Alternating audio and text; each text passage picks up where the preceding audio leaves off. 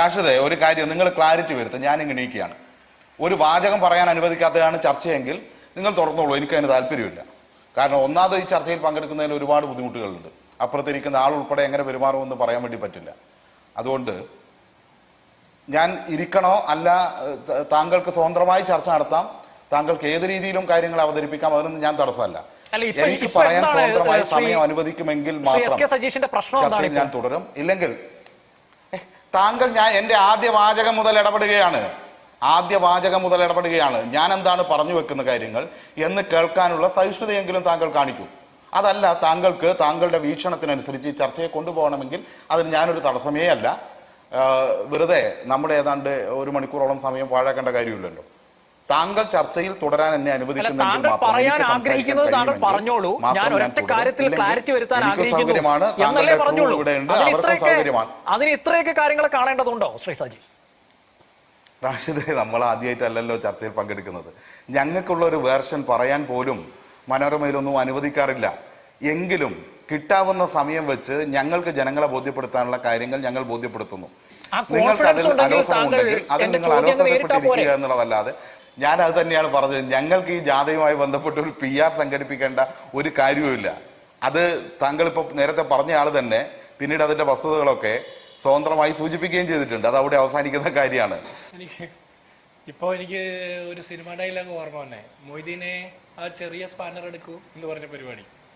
മൊയ്തീനെ കൊണ്ട് എത്ര പ്രാവശ്യമാണ് ആ പാവപ്പെട്ട മനുഷ്യനെ കൊണ്ട് മാറ്റി മാറ്റി പറയിപ്പിക്കുന്നത്. ഒരു മടുപ്പൊക്കെ ഇല്ല മാഷെ ഇതൊക്കെ ചെയ്യുന്നതിന്? ഒരു മര്യാദയൊക്കെ വേണ്ടേ? ജനങ്ങൾക്ക് പെൻഷൻ കിട്ടുന്നുണ്ടെന്ന് രണ്ടാമത്തെ വീഡിയോ എടുത്ത ആൾ കോൺഗ്രസ്സുകാരനാണ്. മനുഷ്യർ ആത്മഹത്യ ചെയ്ത് എല്ലാം CPM പറയിപ്പിച്ചു എന്ന് പറയരുത്. അല്ല, ഞാൻ അതാ പറഞ്ഞു. അല്ല, രണ്ടാമത്തെ വീഡിയോ അദ്ദേഹം പോലും അറിയാതെ രഹസ്യമായി എടുത്ത വീഡിയോ ഉള്ളോ, അതുകൊണ്ടുള്ള സത്യം പുറത്തു വന്നത്. ആദ്യ വീഡിയോ പുറത്തു വന്നപ്പോൾ തന്നെ കാര്യം മനസ്സിലായി. ഭാഗ്യം കൊണ്ട് മൊയ്തീൻ തന്നെ പറയുന്ന ഒരു കാര്യമുണ്ട്, ഈ പൈസ കൊടുത്താൽ തിരിച്ചു കിട്ടുമെന്ന്. അപ്പോൾ കിട്ടുമെന്ന് ഉറപ്പുള്ളത് കൊണ്ടാണ് അദ്ദേഹം കൊടുത്തത് പോലും. അപ്പോൾ വെറുതെ ഇത് നമുക്ക് യാഥാർത്ഥ്യം എന്താണെന്ന് അറിഞ്ഞിട്ടും നമ്മൾ പറയാൻ പാടില്ല. PR പ്രചരണത്തിന് വേണ്ടിയിട്ട് എല്ലാവരും അവരവരുടെയൊക്കെ പ്രചരണം നടത്തുന്നതല്ലേ. അതിലൊരു മര്യാദയൊക്കെ വേണം എന്നുള്ളതാണ്. വ്യാജ പ്രചരണങ്ങൾ നടത്താതിരിക്കുക എന്നുള്ളതാണ്.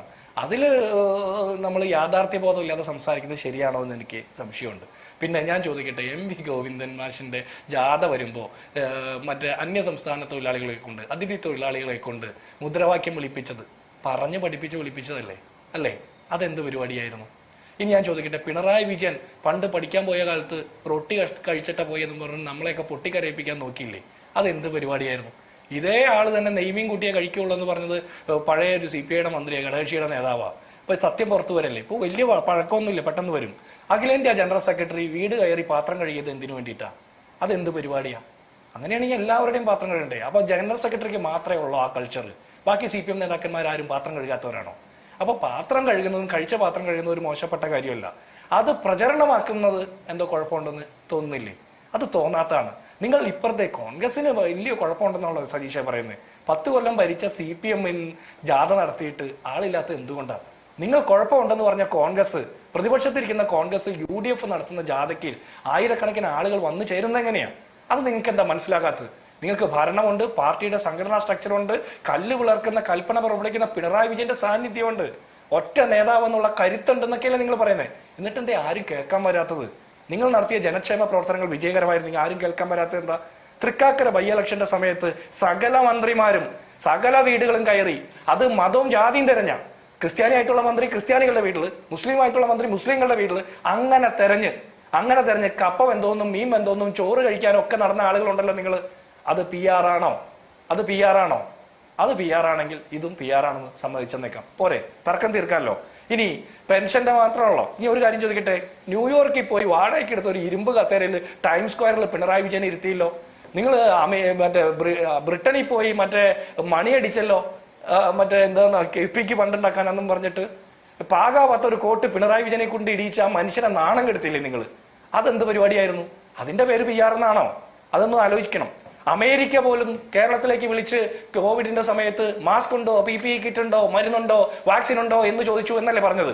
അന്ന് നിങ്ങൾ കോവിഡിനെ പിടിച്ചു കെട്ടി, നിപ്പയെ പിടിച്ചു കെട്ടി, അമീബിക് മസ്തിഷ്ക ജ്വരം പിടിച്ചു കെട്ടി, വൈറോളജി ലാബ് കൊണ്ടുവന്നു എന്നൊക്കെയല്ലേ പറഞ്ഞത്?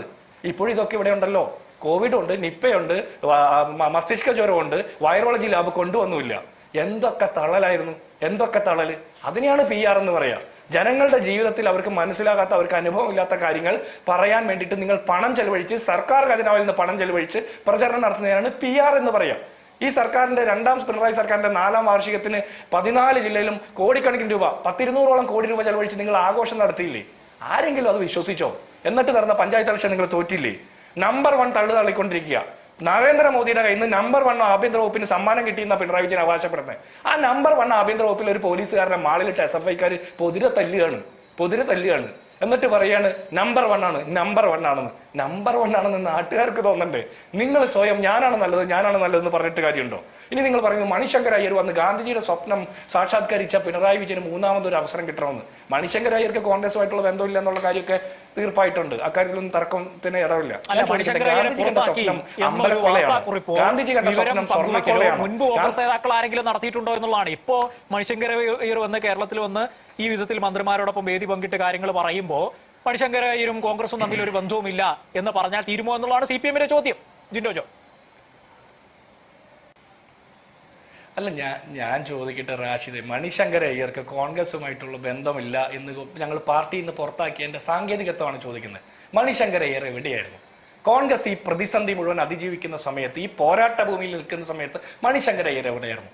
ഇനി കേരളത്തിൽ തന്നെ LDF-ന്റെ 2 സർക്കാരുകൾ ഭരിക്കുന്ന സമയത്ത് കേരളത്തിലെ സഖാക്കന്മാർ പോലും പിണറായി വിജയന്റെ പാർട്ടിയുടെ മുദ്രാവാക്യം കേൾക്കാനായിട്ട്, പ്രസംഗം കേൾക്കാനായിട്ട് സമ്മേളന നഗരിയിൽ പോലും എത്താത്ത കാലത്ത്, കാലി കസേരയെ സാക്ഷിയാക്കി ജാഥ നടത്തുന്ന കാലത്ത് മണിശങ്കർ അയ്യർ എന്ന് പറയാം 3ാം സ്ഥാനം, 3ാമതൊരു സർക്കാർ വരുമെന്ന്. അതും പിണറായി വിജയനെ. ഗാന്ധിജിയുടെ സ്വപ്നമാണ് സാക്ഷാത്കരിച്ചത്. ശബരിമല ശാസ്താവിന്റെ സ്വർണം കൊള്ളയടിച്ചതാണോ? ആഗോള അയ്യപ്പ സംഘം നടത്തി കോടികൾ കൊള്ളയടിക്കുന്നതാണോ? സാധാരണക്കാരെ മുതൽ ശബരിമല ശാസ്താവിനെ വരെ കൊള്ളയടിക്കുന്നതാണോ ഗാന്ധിജിയുടെ സ്വപ്നം? ഏത് സ്വപ്നം? KSRTC-യിലെ പെൻഷൻ മുടങ്ങിയിട്ടില്ലേ? DA സർക്കാർ ഉദ്യോഗസ്ഥരുടെ അവകാശമല്ലെന്ന് പറയുന്നില്ലേ? 10 ലക്ഷത്തിന് മേലെയുള്ള കരാറുകാരുടെ ബില്ലൊന്നും പാസ്സാക്കി കൊടുക്കുന്നില്ലല്ലോ ട്രഷറിയിൽ നിന്ന് എത്രയോ മാസങ്ങളായിട്ട്. പെൻഷൻ, ഈ ക്ഷേമ പെൻഷനെ കുറിച്ച് സജീഷ് പറയുന്നില്ലേ? നിങ്ങൾ മൊയ്തീനെ കൊണ്ടുവന്ന് കാശ് അങ്ങോട്ട് കൊടുപ്പിക്കുന്നു, ഇങ്ങോട്ട് കൊടുപ്പിക്കുന്നു, തോളത്ത് തട്ടിക്കുന്നു, ഇതൊക്കെ നടത്തിച്ചില്ലേ? ഈ ക്ഷേമ പെൻഷൻ സാധാരണക്കാരുടെ അവകാശമല്ല എന്ന് ഹൈക്കോടതിയിൽ പറഞ്ഞ് അഫിഡവിറ്റ് കൊടുത്തത് കേരള സർക്കാരിന്റെ വക്കീല. നിങ്ങൾ അതിനെ തിരുത്തിച്ചോ? ക്ഷേമ പെൻഷൻ മുടങ്ങിയപ്പോ 5 മാസക്കാലം തുടർച്ചയായിട്ട് മുടങ്ങിയപ്പോ ആത്മഹത്യ ചെയ്ത മനുഷ്യരുണ്ട് കേരളത്തില്. പിച്ചച്ചട്ടിയെടുത്ത് സമരം ചെയ്ത ആളുകളുണ്ട്. ഹൈക്കോടതിയിൽ പോയി ഇത് മുടക്കമില്ലാതെ കിട്ടണമെന്ന് ആവശ്യപ്പെട്ട ആളുകളുണ്ട്. ഉച്ചക്കഞ്ഞി വെച്ചവർക്ക് ശമ്പളം കൊടുക്കാത്ത സാഹചര്യമുണ്ട്. ഇപ്പോഴും അവർ സമരത്തിലാണ്. എത്രയോ കാര്യങ്ങൾ നമ്മൾ എണ്ണി പറഞ്ഞ ഒരുപാട് കാര്യമുണ്ട്. അപ്പൊ നിങ്ങൾ അതിൽ നിന്ന് അടുത്തതിലേക്ക് പോകും. അപ്പൊ ഞാൻ പറഞ്ഞു, ഇങ്ങനെയുള്ള യാഥാർത്ഥ്യങ്ങൾ കേരളത്തിലെ സാധാരണക്കാർ അഭിമുഖീകരിക്കുമ്പോൾ കഴിഞ്ഞ പാർലമെന്റ് തെരഞ്ഞെടുപ്പ്, അതിനുശേഷം നടന്ന നിയമസഭ ഉപതെരഞ്ഞെടുപ്പുകൾ, അതിനുശേഷം നടന്ന പഞ്ചായത്ത് തെരഞ്ഞെടുപ്പ്, ഇതെല്ലാം ജനങ്ങൾ സർക്കാരിനെ വിലയിരുത്തി വോട്ട് ചെയ്ത് അവരെ പരാജയപ്പെടുത്തിക്കൊണ്ടിരിക്കുമ്പോൾ 3ാമത് ഈ സർക്കാരിന് ഊഴം കിട്ടുമെന്ന് പറയുന്നയാളെ രാഷ്ട്രീയ അലവലാതി എന്നല്ലാതെ എന്താ പറയാ? അത് അലവലാതി എന്നുള്ള വാക്കിന്റെ അർത്ഥം നിസാരക്കാരൻ എന്നുള്ളതാണ്. രാഷ്ട്രീയ ദരിദ്രനാണ് മണിശങ്കർ അയ്യർ. യാഥാർത്ഥ്യ ബോധമില്ലാത്ത, കാലത്തോട് നീതി പുലർത്താത്ത ആള്. അയാൾ കോൺഗ്രസ്സുകാരനാണെന്ന് ഞങ്ങൾ അംഗീകരിക്കുന്നില്ല. അയാൾ കോൺഗ്രസ്സുകാരാണെന്ന് നിങ്ങളാണ് പറയുന്നത്. എന്തുവാകട്ടെ? ഇനി ഞാൻ ചോദിക്കട്ടെ, ഞാൻ വിശേഷിപ്പിച്ച രീതി ആ വാക്കൊരു മോശപ്പെട്ട രീതിയാണെങ്കിൽ പിണറായി വിജയൻ വിളിച്ച പോലെ പറയാം, പരനാറിയെന്നോ പരമനാറിയെന്നോ, MM മണി പറഞ്ഞ പോലെ മറ്റേ പണിയെന്നോ അങ്ങനെയൊക്കെ പറയണോ? അല്ലെങ്കിൽ TK ഹംസ പറഞ്ഞ പോലെ, VS അച്യുതാനന്ദൻ പറഞ്ഞ പോലെ കോരിട്ടിളക്കുന്ന ആളാണെന്നോ, അല്ലെങ്കിൽ ക്യാപിറ്റൽ പണിഷ്മെന്റ് കൊടുക്കണമെന്നൊക്കെ പറയണോ? ഞാൻ അത്രത്തോളം ആവാത്തത് കൊണ്ട് അത്രയും പറഞ്ഞില്ലെന്നുള്ളൂ. ഒരു സാധാരണ കോൺഗ്രസ്സുകാരന് ഈ പ്രതിസന്ധികളൊക്കെ അതിജീവിക്കുന്ന കാലത്ത് 2 ടേമായിട്ട് കേരളത്തിലും 3 ടേമായിട്ട് കേന്ദ്രത്തിലും പ്രതിപക്ഷത്തിരുന്ന് പോരാടുന്ന സാധാരണക്കാരുടെ ആത്മവീര്യം തകർക്കുന്ന രീതിയിൽ സംസാരിക്കുന്ന ആളെ അങ്ങനെയല്ലാതെ എന്താ പറയാ? ഞങ്ങളുടെ അഖിലേന്ത്യാ ജനറൽ സെക്രട്ടറി റൗഡി എന്ന് വിളിക്കുന്ന ആളെ രാഷ്ട്രീയ അലവലാതി തന്നെ വിളിക്കും. ശരി ജിൻഡോ ജോൺ, ഞാൻ വരാം. റാഷിദേ, ഇതാണ് പ്രശ്നം. അദ്ദേഹം എത്ര പറഞ്ഞാലും അദ്ദേഹത്തിന് അത് പറഞ്ഞു തീരില്ല. എനിക്ക് പറയാനുള്ള അവസരം പരമാവധി അദ്ദേഹം അതിൽ ഇടപെട്ട് അത് സമയം കളയാനായിട്ട് ശ്രമിക്കുന്നുണ്ട്. എനിക്കും റാഷിദ്, എനിക്ക് അത്രയും തന്നില്ലെങ്കിലും കുറച്ച് സമയം തരണമെന്ന് ഞാൻ ആഗ്രഹിക്കുക. കാരണം കുറേ കാര്യങ്ങൾ അദ്ദേഹം പറഞ്ഞല്ലോ. KSRTC ബസ്സുകളുടെ നടത്തിപ്പ് കണ്ടിട്ട് കാറ് വിറ്റു എന്ന് ഗണേഷ് കുമാർ മന്ത്രി പറഞ്ഞു. അങ്ങനെ ഒരാൾ കേരളത്തിലുണ്ടോ? വെറുതെ തള്ളുന്നതല്ലേ. കേരളത്തിലെ സർക്കാർ ആശുപത്രിയിലെ ചികിത്സയെ കണ്ടിട്ട് പ്രൈവറ്റ് ആശുപത്രിയിൽ പോകാതിരിക്കുന്ന വിദേശികളെ കുറിച്ചിട്ട് ആരോഗ്യമന്ത്രിയായിരുന്ന ആളൊക്കെ പ്രസംഗിക്കുകയാണ്. ഞാൻ ചോദിക്കട്ടെ, 10 കൊല്ലം മുമ്പുള്ള ഉമ്മൻചാണ്ടി സർക്കാരിനെ ഇപ്പോഴും ആക്ഷേപിക്കാൻ സതീഷിനെ പോലുള്ള ആളുകൾ സമയം കണ്ടെത്തുമ്പോൾ ഈ 10 കൊല്ലക്കാലം നേട്ടങ്ങൾ നിങ്ങളുടെ സർക്കാരിന്റെയും പരാജയങ്ങൾ മുഴുവൻ സിസ്റ്റത്തിന്റെ പരാജയമാണെന്ന് പറയുന്ന ആരോഗ്യമന്ത്രിക്കെതിരെ നിങ്ങൾക്കൊരു സമരമുണ്ടോ? കോട്ടയത്തെ പൊളിച്ചു മാറ്റാൻ തീരുമാനിച്ച കെട്ടിടമാണ് ഇടിഞ്ഞു വീണെന്ന് സതീഷ് പറഞ്ഞല്ലോ. ആരാ പൊളിച്ചു മാറ്റാതിരുന്നത്? PWD വകുപ്പ്. യുദ്ധകാലാടിസ്ഥാനത്തിൽ 100 ദിവസത്തിനുള്ളിൽ പൊളിച്ചു മാറ്റണമെന്ന് പറഞ്ഞ ആ കെട്ടിടത്തിനകത്ത് രോഗികളും അവരുടെ കൂട്ടിരിപ്പുകാരും ഒക്കെ പ്രാഥമിക കർത്തവ്യം ചെയ്യുന്നുണ്ടെന്ന് അവിടെ ഉള്ളവർക്ക് അറിയാമായിരുന്നു. എന്നിട്ട് പൊളിച്ചു മാറ്റാതെ അത് ഇടിഞ്ഞു വീണ് അതിനകത്ത് ആ സ്ത്രീ തലപൊട്ടി ഒലിച്ച് ശ്വാസം മുട്ടി ചോര ഒലിച്ച് മരിക്കുമ്പോൾ ആ ഇടിഞ്ഞു വീണ കെട്ടിടത്തിന്റെ മുമ്പിൽ വന്ന് 1-ാം നമ്പർ തള്ളിയത് ആരോഗ്യമന്ത്രിയുടെ നേതൃത്വത്തിലല്ലേ, വാസവൻ മന്ത്രിയുടെ നേതൃത്വത്തിലല്ലേ? എന്നിട്ട് നിങ്ങൾ ഇപ്പോഴും പറയാ കോഴിക്കോട് മെഡിക്കൽ കോളേജിന്റെ എന്താ ഹൈടെക് എന്താണ്ടൊക്കെ പറഞ്ഞല്ലോ. ഈ കോഴിക്കോട് മെഡിക്കൽ കോളേജിന്റെ നിങ്ങൾ പറഞ്ഞ സ്ഥലത്ത് ICUവിൽ തീപിടുത്തമുണ്ടായിട്ടേ 5-6 പേര് മരണപ്പെട്ടു. അവരെ അവിടെ നിന്ന് രക്ഷപ്പെടുത്താനായിട്ട് പറ്റില്ല, കാരണം എമർജൻസി ഗേറ്റ് ഒക്കെ ചങ്ങലയിട്ട് പൂട്ടി വെച്ചിരിക്കുകയായിരുന്നു അല്ലേ? നിങ്ങളിപ്പോ പറയുന്നല്ലോ കോട്ടയം തിരുവനന്തപുരം മെഡിക്കൽ കോളേജിലേക്കും കൂടി ഒന്ന് വരൂ.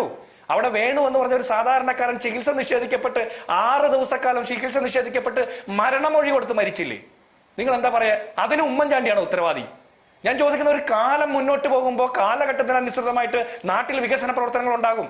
നിങ്ങൾ ഒരുപാട് ആക്ഷേപിക്കുന്ന ഉമ്മൻചാണ്ടി സർക്കാരിന്റെ കാലത്ത് ആശുപത്രി ഇടിഞ്ഞു വീണ് മനുഷ്യർ മരിച്ചിട്ടില്ല, ആശുപത്രിയിൽ പാമ്പ് കടി ഏൽക്കേണ്ടി വന്നിട്ടില്ല, ആശുപത്രിയിൽ ചികിത്സ നിഷേധിക്കപ്പെട്ടു എന്ന് മരണമൊഴി കൊടുത്ത് മനുഷ്യർ മരിക്കുന്ന സാഹചര്യം ഉണ്ടായിട്ടില്ല. വേണുവിന്റെ കുടുംബത്തോട് നിങ്ങൾക്ക് എന്ത് മറുപടിയാണുള്ളത്? നിങ്ങൾക്ക് പറയാൻ പറ്റുന്നുണ്ടോ? പേവിഷബാധയ്ക്കെതിരെയുള്ള വാക്സിൻ എടുത്തിട്ട് പേനായ്ക്കൾ കടിച്ചതിന് ശേഷം വാക്സിൻ എടുത്തതിന് ശേഷം കുട്ടികൾ പിടഞ്ഞു വീണ് മരിക്കുമ്പോൾ നിങ്ങൾക്ക് എന്ത് മറുപടിയാണുള്ളത്? സജീഷെ, നമ്മൾ യാഥാർത്ഥ്യ ബോധത്തെ കാണാതെ നമ്മൾ വെറുതെ വർത്തമാനം പറഞ്ഞ കാര്യമുണ്ടോ? ചൂണ്ടിക്കാണിച്ചത് 3 മുദ്രാവാക്യങ്ങൾ എല്ലാം ശരിയാകും എന്ന് പറഞ്ഞാണ് 1-ാം പിണറായി സർക്കാർ ജനവിധി തേടിയത്. ജനം അത് ഏറ്റെടുത്തു. പിണറായി സർക്കാർ ഉറപ്പാണ്, LDF ഉറപ്പാണ് എന്ന് പറഞ്ഞാണ് 2021 ജനവിധി തേടിയത്. ജനം അതിനും കൈയടിച്ചു, അതും ഏറ്റെടുത്തു. ഇപ്പൊ തുടരും എന്ന് പറയുന്നു. ഏറ്റെടുക്കുമെന്ന കോൺഫിഡൻസ് ഈ 10 വർഷത്തെ ഭരണമാണ്. ജിൻഡോ ജോൺ ആണ്. റാഷിദെ, നമ്മുടെ ചർച്ചയുടെ ടൈറ്റിൽ തന്നെ, മെയിൻ കണ്ടന്റ് തന്നെ എന്താ? PR അല്ലേ? LDF വരും, എല്ലാം ശരിയാകുമെന്നുള്ളത് CPMന്റെ സംസ്ഥാന കമ്മിറ്റി ആഫീസിൽ നിന്ന് കണ്ടുപിടിച്ച മുദ്രാവാക്യമല്ല. PR ഏജൻസിയെ കൊണ്ട് എഴുതിച്ച ചുമര് മുഴുവൻ എഴുതിച്ചതാ. അത് വിശ്വസിച്ചു ജനം, അവരിന്ന് അനുഭവിച്ചു. അതിനുശേഷം കോവിഡിന്റെ സമയത്ത് ആ ലെവൽ പ്ലേയിങ് ഫീൽഡ് ഇല്ലാത്ത രീതിയിൽ സർക്കാരിന് മാത്രം അനുകൂലമാകുന്ന രീതിയിൽ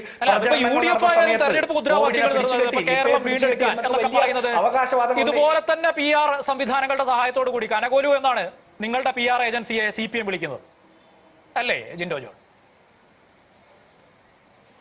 കനകോലു കോൺഗ്രസുമായി ബന്ധപ്പെട്ട് പ്രവർത്തിക്കുന്ന ഒരാളാണ്. ഇനിയിപ്പോ PR ഏജൻസിയാണെന്ന് പറഞ്ഞോട്ടെ. ഞങ്ങൾ എന്തായാലും കിണർകോലു പറഞ്ഞതുപോലെ വ്യാജ പെൻഷൻ കാശ് അങ്ങോട്ട് കൊടുക്കുന്നു ഇങ്ങോട്ട് വാങ്ങുന്നു, മൊയ്തീനെ പോലുള്ള ആളുകൾ ഇറക്കിയൊന്നും പ്രചരണം നടത്തുന്നില്ലല്ലോ. ഞങ്ങൾക്ക് കുറെ കുറവുണ്ടെന്നേ. ഞങ്ങൾ തോറ്റ ആളുകൾ, പരാജയപ്പെട്ട ആളുകൾ, കുറവുകളുള്ള ആളുകൾ, എല്ലാം തികഞ്ഞ ആളുകളോടാണ് ഞങ്ങൾ ചോദിക്കുന്നത്. ഇവർ LDF വന്നപ്പോ എല്ലാം ശരിയാക്കിയവർ, ഉറപ്പാണ് LDF എന്ന് പ്രചരണം നടത്തിയവർ ഇവിടെ കോവിഡിനെ പിടിച്ചു കെട്ടിയോ? ഇല്ല, കള്ളക്കഥയായിരുന്നു. അതിന്റെ മറവിൽ 1000 കോടി രൂപയുടെ PPE കിറ്റ്, മാസ്ക് പർച്ചേസ് അഴിമതി നടത്തി. 1200 കോടി രൂപയുടെ മെഡിക്കൽ സർവീസ് കോർപ്പറേഷൻ അഴിമതി നടത്തി. ബ്ലീച്ചിങ് പൗഡർ പർച്ചേസ് ചെയ്തതിനെ കുറിച്ച് അന്വേഷിക്കാൻ ചെന്നപ്പോൾ ഗോഡൌണിന് തീയിട്ടു ഇല്ലേ? 1650 കോടി രൂപയുടെ കാലാവധി കഴിഞ്ഞ, ഷെൽഫ് ലൈഫ് കഴിഞ്ഞ മരുന്ന് കേരളത്തിലെ സാധാരണക്കാരെ കൊണ്ട് കഴിപ്പിച്ചു. ഇതൊക്കെ ആരോഗ്യ രംഗത്തെ വിസ്മയകരമായ നേട്ടങ്ങളാണ്. ഇതൊക്കെ കണ്ടിട്ട് സ്വകാര്യ ആശുപത്രിയിൽ പോകാതെ എല്ലാവരും സർക്കാർ ആശുപത്രിയിലേക്ക് വരുന്നു എന്ന് പറയാം. ഞാൻ കേരളത്തിലെ സർക്കാർ ആശുപത്രി സംവിധാനത്തെ ചിത്രീകരിക്കുന്നില്ല. ഞാൻ ഉൾപ്പെടെയുള്ള ആളുകൾ ഇപ്പോഴും ചികിത്സ കയറുന്ന അവിടെയാണ്. അപ്പോൾ പോലും നമ്മളെപ്പോലെ എന്നോട് കാണിച്ചത് നീതിയല്ല എന്നൊരു അഭിപ്രായമുണ്ട്. എനിക്ക് 1 മിനിറ്റ് കിട്ടിയാൽ പോരാ, എന്നാലും കുഴപ്പമില്ല, ഇടപെടാതിരുന്നാൽ മതി. അപ്പോൾ പോലും കേരളത്തിലുള്ള ആളുകൾ, സർക്കാർ ആശുപത്രിയിൽ പോകുന്ന ആളുകൾക്ക് നീതി കിട്ടണമെന്ന് പറയാ. ഇനി സജീഷ് പറഞ്ഞാൽ ശരിയെങ്കിൽ കേരളത്തിൽ എങ്ങനെയാണ് അന്താരാഷ്ട്ര ഏജൻസികൾ വരെ വന്ന്, കോർപ്പറേറ്റ് കമ്പനികൾ വരെ വന്ന് കേരളത്തിൽ സ്വകാര്യ ആശുപത്രി സമുച്ചയങ്ങൾ കെട്ടിപ്പൊക്കുന്നത്? എന്തുകൊണ്ടാണ് സർക്കാർ ആശുപത്രി സംവിധാനങ്ങൾ പരാജയപ്പെടുന്നത്? സിസ്റ്റം ഫെയിലിയർ എന്നാണ് പറഞ്ഞത്. System failure. അപ്പോ ശസ്ത്രക്രിയ മാറ്റിവെക്കേണ്ടി വരുന്നത്, മരുന്ന് ക്ഷാമം ഉണ്ടാകുന്നത്, ആളുകളുടെ വയറ്റിൽ കത്രിക തുന്നിക്കെട്ടി വെച്ചു കൊടുത്തു വിടുന്നത്, ഇതിന്റെ ഉത്തരവാദി ആരാ? ഈ സർക്കാരിന് ഒരു ഉത്തരവാദിത്വമില്ലേ? എന്തെങ്കിലും ഒരു നല്ല കാര്യം നടന്നാൽ അത് സർക്കാരിന്റെ, പിണറായി വിജയൻ സർക്കാരിന്റെ നേട്ടം. പരാജയം മുഴുവൻ സിസ്റ്റത്തിന്റെ. പിന്നെ 10 കൊല്ലക്കാലം നിങ്ങൾ എന്ത് ചെയ്യായിരുന്നു? നടക്കാത്ത കാര്യത്തെക്കുറിച്ച് പ്രചരിപ്പിക്കുമ്പോഴാണ് അത് റിയൽ ആയിട്ടുള്ള കാര്യങ്ങൾ നിങ്ങൾ റീലാക്ക്. ഞങ്ങൾ അങ്ങനെ ചെയ്തത്. നിങ്ങൾ നടക്കാത്ത കാര്യങ്ങളെ കുറിച്ച് പറയുമ്പോഴാണ് അത് PR തള്ളല്, അത് പൊളിഞ്ഞു പോകുന്നത് അല്ലേ? നിങ്ങൾ എല്ലാ കാര്യത്തിലും ഒരിക്കൽ ഉപയോഗിച്ച സ്ട്രാറ്റജിയാ, കഴിഞ്ഞ തെരഞ്ഞെടുപ്പ് കാലത്ത് ഉപയോഗിച്ച സ്ട്രാറ്റജിയാ ഈ PR തള്ളൽ. അത് ഇനി ഓടില്ല. നിങ്ങൾ ചെയ്തത് കള്ളത്തരങ്ങളാണെന്ന് ജനങ്ങൾക്ക് മനസ്സിലായി അല്ലേ? നിങ്ങൾ വൈറോളജി ലാബ് കൊണ്ടുവരുമെന്ന് പറഞ്ഞു, കൊണ്ടുവന്നോ? നിങ്ങൾ നിപ്പയെ പിടിച്ചു കെട്ടിയോ? ഇല്ല. നിങ്ങൾ മസ്തിഷ്ക ജ്വരം പിടിച്ചു കെട്ടിയോ? ഇല്ല. നിങ്ങൾ കോവിഡിനെ പിടിച്ചു കെട്ടിയോ? ഇല്ല. എല്ലാം കള്ളക്കഥകളായിരുന്നു, വ്യാജമായി പടച്ചെടുത്തതായിരുന്നു. ന്യൂയോർക്കിൽ പോയി ഇരുമ്പ് കസേരയിൽ ഇരിക്കുകയും പാകാവത്ത കോട്ടിട്ട് പിണറായി വിജയൻ ഇരുത്തുകയും അമേരിക്കയിൽ നിന്ന് വിളിച്ചു എന്നുള്ള വ്യാജ വാർത്ത കൊടുക്കുകയും ഒക്കെ ചെയ്യുന്ന അതുമാതിരിയുള്ള പരിപാടികൾ നാട്ടുകാർ വിശ്വസിക്കില്ല സജീഷേ.